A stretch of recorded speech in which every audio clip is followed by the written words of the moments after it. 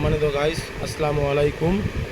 আলহামদুলিল্লাহ, আমি আজকে আপনাদেরকে জানাই দিব কোরআনে কারিম শুরু করার নীতিমালা। কোরআনুল কারিম শুরুর আগে যে নীতিমালাগুলি আছে এগুলি আপনাদেরকে জানাই দিব। কোরআনে কারিম তেলাওয়াত শুরু করার পূর্বে শয়তানের প্রবঞ্চনা হতে আল্লাহর আশ্রয় প্রার্থনা করা জরুরি।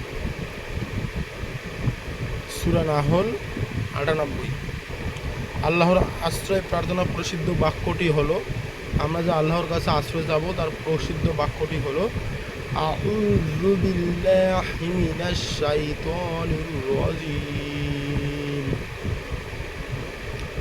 উল্লেখ্য যে তিলাওয়াতকালে বিরতি হলে আবার শুরু করার পূর্বে তা জরুরি। কোনো সূরার শুরু হতে তিলাওয়াত আরম্ভ করার পূর্বে অথবা এক সূরা শেষ করে অন্য সূরা আরম্ভ করার পূর্বে বিসমিল্লাহির রহমানির রহিম পড়া জরুরি। তবে কোনো সূরার মধ্যস্থল বা আয়াতের মধ্য অংশ হতে তেলাওয়াত আরম্ভ করলে তখন বিসমিল্লাহ পড়া ভালো, তবে আউযু বিল্লাহ পড়া জরুরি।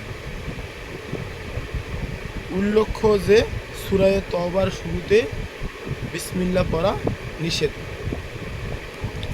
তো সম্মানিত গাইস, আমরা জানলাম কোরআনে কারিম শুরু করার নীতিমালা।